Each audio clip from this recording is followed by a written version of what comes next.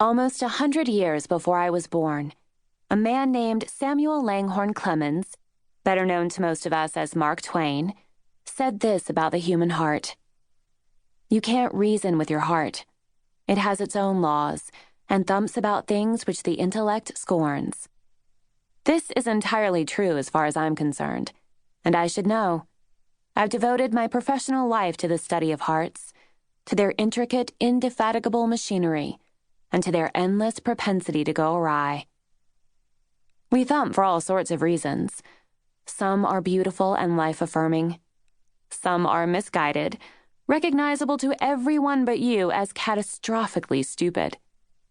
We thump for the unsuitable stoner in our college biochem class with his easy, wicked grin. We thump when somebody we don't like gets their comeuppance. We thump at cruelty and danger.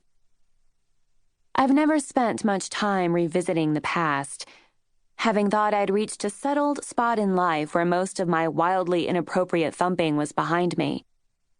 Even if I wanted to look backward, I'd slogged through the last 2 decades unglued by sleep deprivation, first by my medical training and then by an onslaught of babies, so my recall of some of those years has been washed as smooth as sand.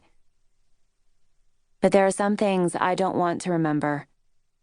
Emma and I have an unspoken agreement regarding our 3rd year of medical school. We don't bring it up.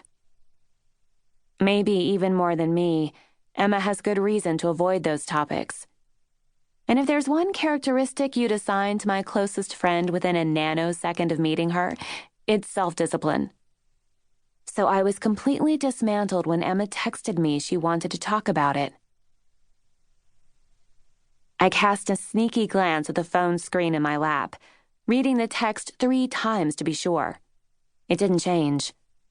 The screen dimmed and I fumbled to keep it lit, somehow managing to dislodge the phone from my lap so it hit the wooden floor with a clunk. As I retrieved it and shoved it into my bag, 10 pairs of judgmental eyeballs swiveled my way. Who would have the effrontery to read texts during an important meeting? At the head of the table, the speaker, Caroline Cooper, alma mater, Georgia, plus Vanderbilt Law School, gave me a frosty look. Zadie, you with us? Clearly rhetorical. My friend Betsy Packard, Duke University, threw me a surreptitious wink as Caroline forged ahead without a pause for me to answer. Okay, we need to evaluate the metrics so we're optimally positioned for next year. Let's leverage our assets. Caroline flipped her blonde page boy.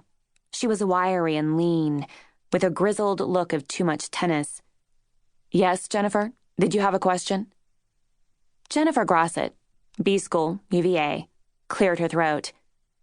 I understand we need to incentivize, but it seems to me the mission-critical thing here is to bring the teachers online. I'm wondering if there's a good strategic alliance there. Holy smoke. This was what happened when a bunch of highly educated bankers and lawyers took time off to raise their kids. You couldn't get 5 seconds into a preschool meeting without the need for a biz-speak translator. Same thing in my cardiology practice. The hospital execs and the docs who ran the office were all so deeply steeped in corporate culture that hours could go by without anyone clearly stating anything. Everything was actionable and recontextualized and pursuant to everything else. In my opinion, meetings are the enemy of progress. Everyone around the table was nodding about the alliance issue with the teachers. This was politically tricky, though, and a babble of heated voices sprang up. Caroline pitched her voice above the din. Simmer down, y'all. Let's do a little crowdsourcing. More nodding. I shivered. Everyone looked cold, since they were all dressed skimpily and the AC was jacked up to Arctic level in deference to the scorching temperature outdoors. Fashion-wise, the women fell into one of 2 camps. The first group looked like they'd just come from exercising, although they all had neat hair and no one smelled bad. It was considered socially acceptable to wear spandex workout gear around town to morning school meetings and whatnot, as long as you were under a size 6, maximum, and had a nice ass. The second group was beautifully pulled together. They sported gold-plated sandals, chiffon halters, Hermes bracelets, skin-tight jeggings, and metallic aviators pushed onto perfectly coiffed blonde manes. As the discussion veered toward teacher gifts, I felt my phone vibrating in my bag. Unable to resist, I slid it out. Emma again. "Can you stop by before work tomorrow? Need to talk about Nick."